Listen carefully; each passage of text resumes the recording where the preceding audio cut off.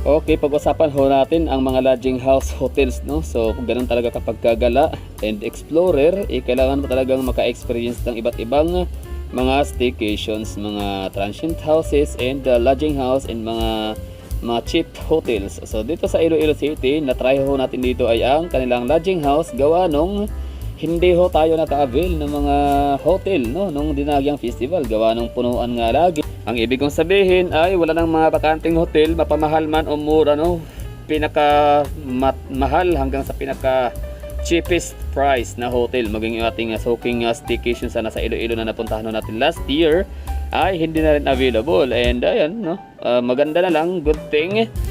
At meron pang isang unit itong lodging house na to na natira. So, kinuha na ho natin. Kahit pa ito ay 3 hours lang. Short time, no? 3 hours, 300 pesos for 3 hours. And kinuha ko na siya for 24 hours. Overnight na talaga siya. So, parang nag-hotel na rin ako. Ang presyo, no? Pero, hindi naman ako lugi kasi sa ganda nga nitong lodging house na to, hindi siya pang karaniwang ba yung kanyang disenyo. Yung pang short time lang na may mga ipis, may mga surot, daga. Basta malinis, maganda, no? So, masasabi ko talaga siyang pinaka-top tier na mga lodging house category. So, hindi maaari na nga siyang sabihing hotel, no, kung gustuhin ho nila. Pero lodging house lang talaga ang level.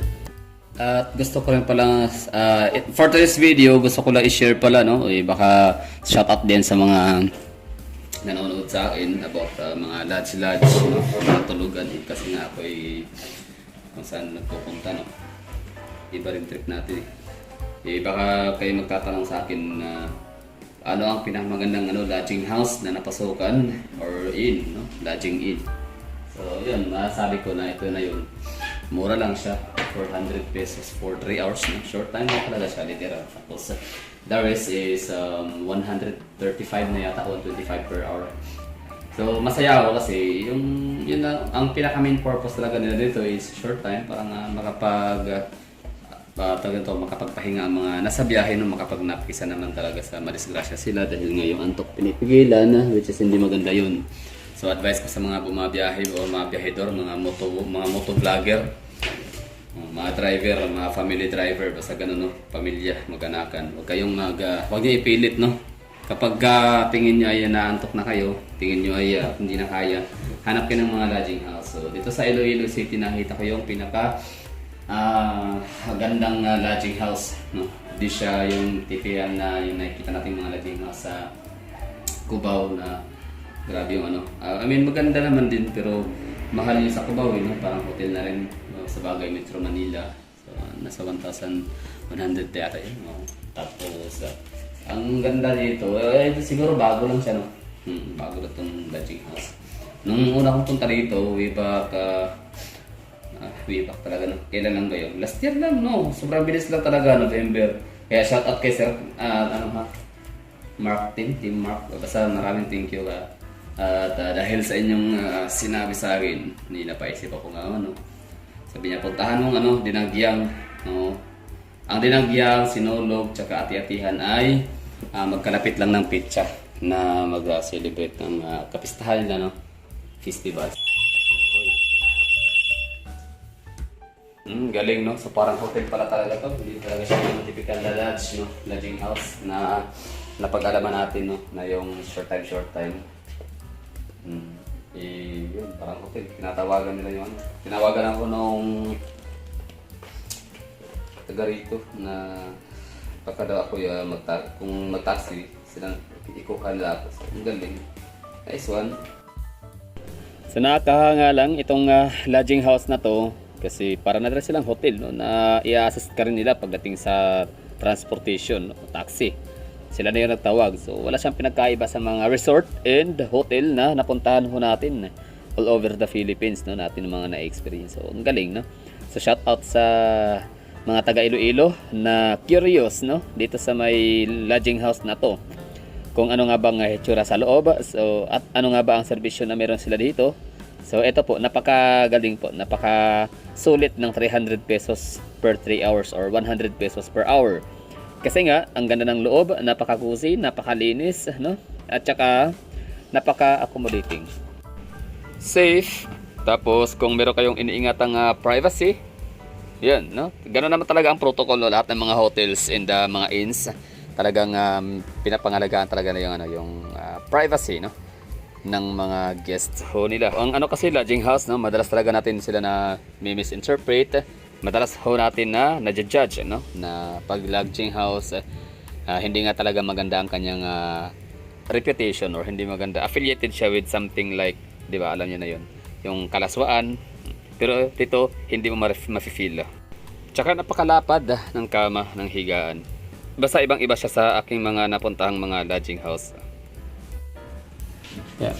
Yun na, pinakamagandang lodging house na napuntahan ko. Yan, featuring safety, security, at ikuha ko ng taxi.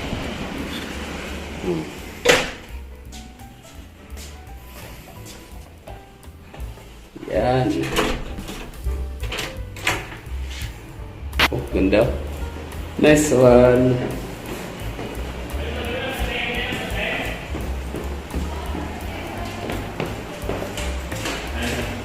Taxi na. Alright.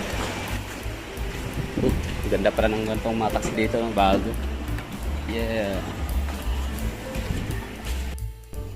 So yun, simpleng vlog lang ho ito. Konting sharing of information lang, most especially sa mga Ilonggos, no, mga people of Iloilo, na ito ngang nag-i-exist ho dito na lodging house na nakikita ho ninyo. Ay malamang sa alamang baka kayo curious every time na kayo napapadaan sa daan sa lugar, at syempre sisilip ho kayo at curious nga, kung ano nga ba meron dito.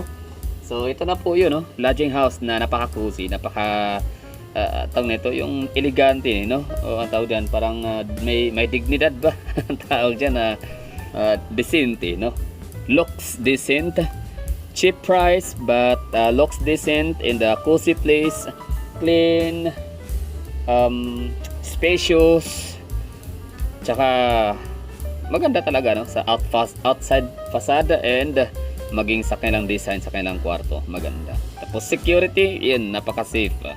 Tapos pagdating naman sa accommodation, very accommodating na kanilang mga staff. Isang tawag ka lang, no, talagang meron ho silang kaagad na i-response, like for example password ng wifi, tapos kailangan mo ng taxi, kailangan mo ng umalis, gano'n, no, papasundo ka. So applicable siya para sa lahat, hindi lang siya para sa mga may sasakyan. Tapos kung may sasakyan ho kayo, talagang safe dyan, no? Meron talaga silang mga roll up doors, so meron talaga silang parking space.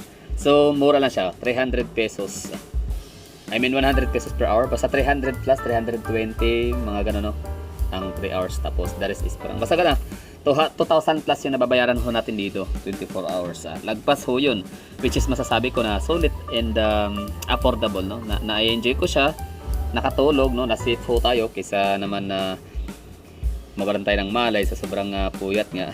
So, thank you so much sa may-ari nitong lodging house. To sana lahat ng buong lahat ng lugar sa Pilipinas mayroong mga lodging house na kagaya nito, hindi yung may mga sorot at ipis at daga.